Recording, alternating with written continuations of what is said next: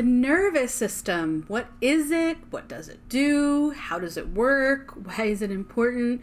We're going to answer all of these questions as well as look at how it gets out of whack, as well as natural ways to restore to optimal functioning so we can invite more balance, harmony, peace, and healing into our lives. If that all sounds good to you, let's jump on in.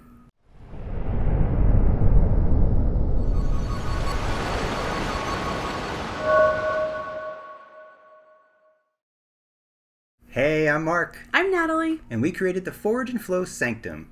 If you'd like to learn more about what that is, go to forageandflow.org. I'm nervous right now. Are you nervous? No, you're making me nervous. Well, guess what? We're all nervous because we have a nervous system. It is a phenomenal part of our being. It's both seen and unseen. Scientists and doctors and researchers have identified what the nervous system looks like, where it travels, and what it does. But this divinely intelligent system works in ways that are very invisible and at an unfathomable speed. Without fathom. Without fathom, because unfathomable is hard to say. You could even say that it's not even a speed at all, because it transcends time itself. It works simultaneously with so many other things. It's uniquely designed to work at any given moment in many different ways. Now, it's important to grasp that there are different parts of the overarching structure. The first distinction is between the central nervous system and the peripheral nervous system. The central nervous system, or the CNS, is responsible for the sensory input, namely our five senses: touching, seeing, hearing, smelling, tasting. Touching, smelling. It consists mostly of the brain and the spinal cord. The CNS communicates directly with the eyes, ears, nose, mouth, and the touch senses for us to be able to experience the world around us from that very physical aspect. The system also contains pain and pleasure receptors, signifying to the body if there's a problem or if things are all good, and to elicit the relevant response, either ouch or oh yeah. The peripheral nervous system, on the other hand, that coordinates the sensory signals with the appropriate other systems of the body. For example, if you're exercising vigorously, your central nervous system feels the physical sensations of the workout, but the peripheral nervous system will communicate with your cardiovascular system, the respiratory system, to get greater blood flow and faster respiration going so that you don't just hyperventilate and pass out. The peripheral also consists of two other branches. We have the somatic and the autonomic nervous systems. So things start branching out more and more and more. The somatic controls the voluntary actions of the body. So when you're ready to speak, the somatic nervous system activates the lips and the tongue and the vocal cords. When you're ready to walk, it activates the legs. When you're ready to whack the person next to you, please don't. It activates your arms. The autonomic nervous system, on the other hand, is responsible for the involuntary actions of the body. Reflexes, things like the functioning of our internal organs, digestion, breathing, heart beating, even the eyes blinking or dilating. All of those amazing things our body does on autopilot without us needing to have conscious awareness of them. So that's the basic structure, very basic structure of the physical components of what makes up our nervous system. With all the other various systems in the bodies, this one consists of several parts that effectively allow us to function. However, there are many things in this world that get in the way of those functions, particularly the autonomic nervous system. And Natalie will talk about that. Stress, as we well know, is a big part of our particular world, and we can never avoid it completely. But when it arises, what we should be able to do is respond to it, sympathetic, and then toggle back to a more relaxed state, which is that parasympathetic, when the stressor has passed. And as Mark was talking about, what we're finding today is that people are stuck in a state of sympathetic dominance and are not able to toggle back to the parasympathetic state once that stressor has, come and gone, essentially. So there are many things that come along that throw us out of whack. And sometimes it's things that we wouldn't think or we feel like they're small enough that like, hey, it's not a big deal, but these things add up. So that car ride in traffic. Every day. The boss's email causing friction. Every day. Your child causing maybe issues at school. Every day. Hopefully not. Or, upsetting news that maybe you heard from a friend. So there's also things that haven't been dealt with. That massive car accident when you were a kid, but you don't remember it all. But there's emotions that actually get stuck in the tissues, get stuck in the light body astral layer of our light body, or again called astral body, which is part of our larger energetic layers and levels that surround us that most people cannot see. So we have fear, emotional trauma, physical trauma, the list goes on. And in relation to what overall stress can do, it can lead ultimately to what is called low vagal tone and being stuck in that state of sympathetic dominance, which means we're basically stuck in this fight, flight, or freeze mode constantly. The body doesn't know if we're being chased by a lion or if it's just the job stressing us out 24/7. Either way, it's stress, and the body doesn't determine that stress differently. It just knows I'm stressed and we're stressed. And again, what we're seeing today is this chronic stress is just at a height. From my lens, stress is one of the largest factors to creating dis-ease in the body, but also in the soul or spirit. So let's talk about the vagus nerve. Is that when you go to Las Vegas and you lose your nerves? Definitely not. No, definitely not that Vegas. But think of the vagus nerve in our body like a central highway that tells all aspects of your being to do something. So it's like a communication central.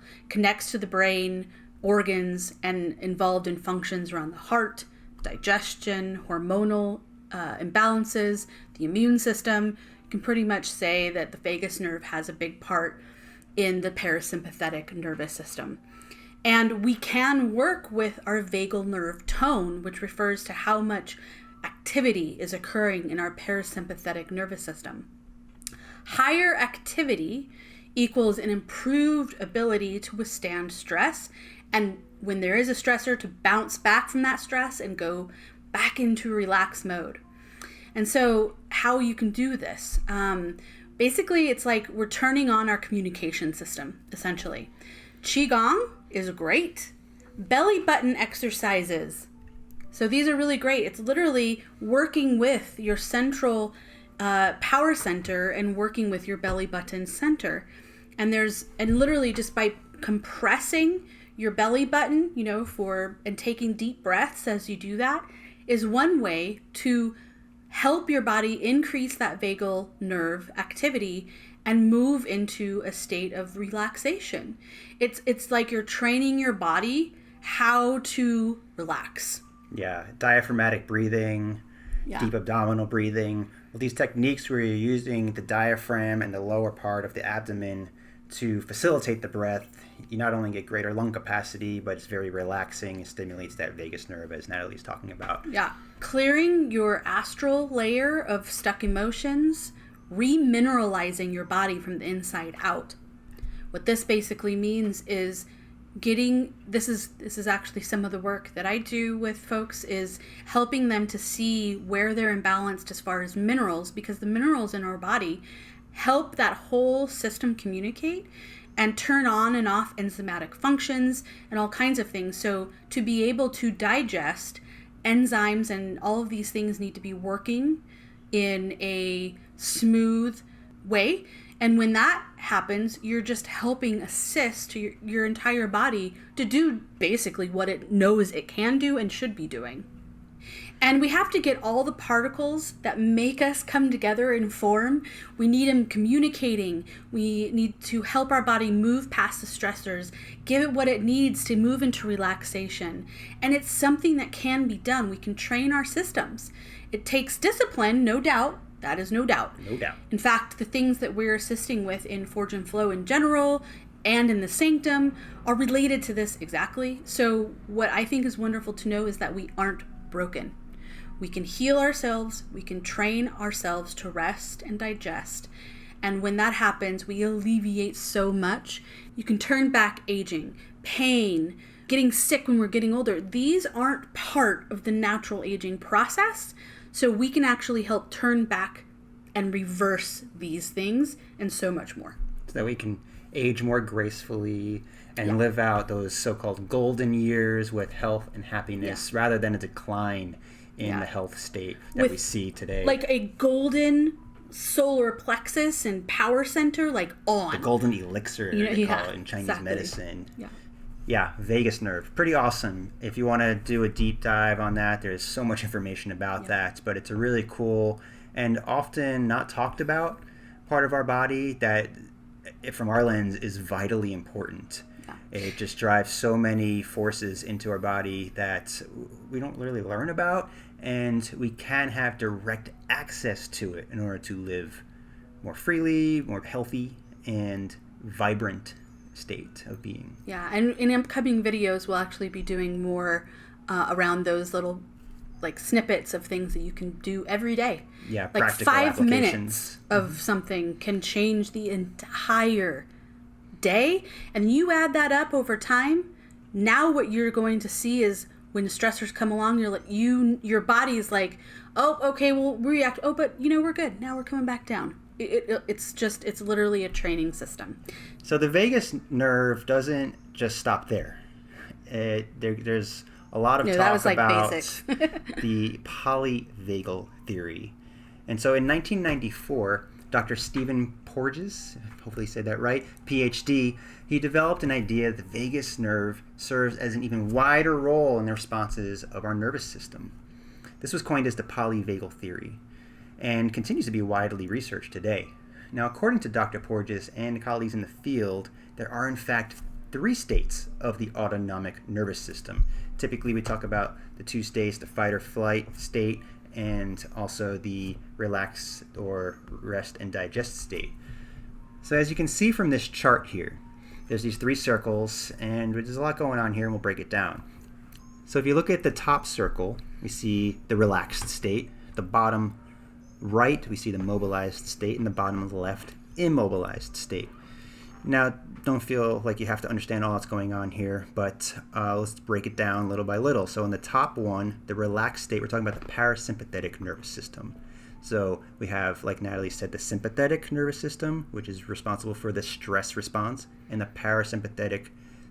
And these are just scientific words, really, that say stress or relaxed. Are you in a stress state or are you in a relaxed state?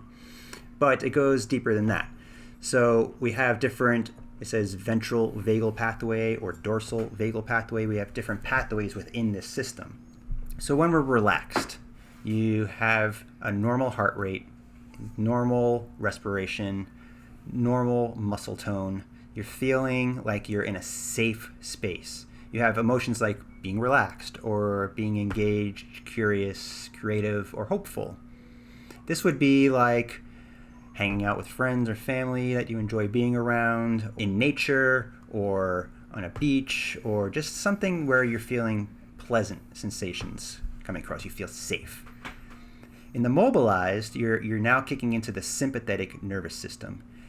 In there, you're going to have an increased heart rate, more higher blood pressure, higher hormone flow, and an increased muscle tone. This is now activating your body in specific ways because there's some sort of stress. Now, it's important to realize that stress isn't always a bad thing. We'll talk about some of those hybrid states that we see there in the middle. But typically, the fight or flight, think about an acute, stressful situation. We always liken it to ancient times if you're running from a saber-toothed tiger or something like that, or running from a bear that's trying to eat you. That's stressful, right? And you're going to want to either fight your way out of that or run away. So in either situation, your body very intelligently knows to divert energy from systems that don't really need the energy right now, like your digestion, like your cellular metabolism, and reroute the energy to tightening the muscles for greater activity levels, increasing the heart rate, increasing the blood flow to get into this fight or flight state. However, there are good times when your body is mobilized. Think about playing, dancing, sports, performance. And so in either state, you're going to have more higher energy, more active, more motivated. Whether you're in the stressed, fearful mode or the mobilized, active, playful mode, your body knows how to divert energy. Now you look to the lower left in the immobilized state. This is another part of the parasympathetic nervous system, characterized again by the lower heart rate, lower muscle tone, lower energy. In this case, you are immobile, not active, not moving. Again, this can be good or bad. Bad in the state of being depressed, unhappy, lonely, hopeless, just loafing around, being lazy, doing nothing, and not activating your body in any positive way. But you can be immobilized and being happy. Think about being in a blissful, dreamy, tranquil state, meditation, sitting by a stream, laying on a beach, doing something relaxing that you enjoy. You're immobile, you're physically not active, but you are still in a good state. So that's what brings in these hybrid states. If you look between relaxed and immobilized, the hybrid state is quiet moments, even intimacy. Between relaxed and mobilized, you can be playing, dancing, performing. Even something like Qigong or Tai Chi or yoga, you're active, your body is moving, but in a very positive, restorative state. And then the mobilized and immobilized hybrid state would be that freeze. You don't know what to do. You're scared, and you don't know if you should fight or flee. And you're in this freeze state. Think of like a deer in the headlights. So looking at these three different states plus the hybrid states, we see that our vagus nerve and our overall nervous system is kind of complex. But when you think about it, all we're doing is either being in a stress mode or a relaxed mode. But in between, there are those nicer states of being mobilized and in a healing state.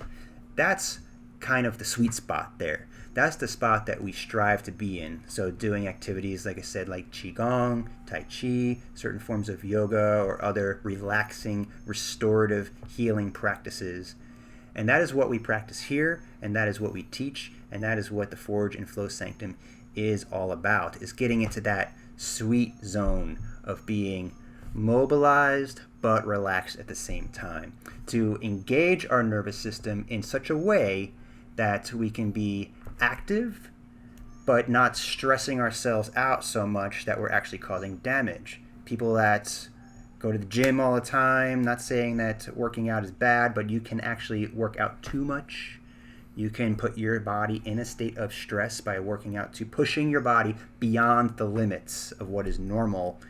You might think, I'm being healthy, but you're actually harming your nervous system, which in turn has disabling effects to other systems in our body, like our organs.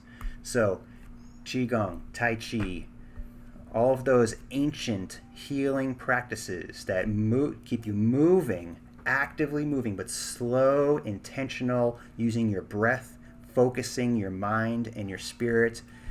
That's what it's all about. And that is stuff that we practice, that is stuff that we love, and that is stuff we'd love to bring more to the world. Anything you'd like to add? I mean, I've been there, as you well know. I do well know. He well knows this. I well know. Yeah, that state, it's that, again, we've mentioned this in other videos talking about this work hard, play hard mentality, right? Hit the gym, gotta go, gotta run like 5 miles. Yeah, and I'm being healthy doing it. And I thought I was pushing your healthy. heart, you're pushing your blood, you're pushing your lungs, you're pushing your organs. Yeah, and we'll go over this in some future videos too, but when you are a generator, meaning you are an active generating, you have lots of energy, you're that type A, you're that, action, go, go, go. Obviously we're what we're really talking about is that is great, but you have to balance that out. Getting into that hybrid in that middle area is really where we're looking at this sweet spot. But relaxed. Foraging and flowing, like simultaneously. So we call this active yin. There's a video on our channel, suggest you check out, about yin and yang and the balance and harmony that all entails.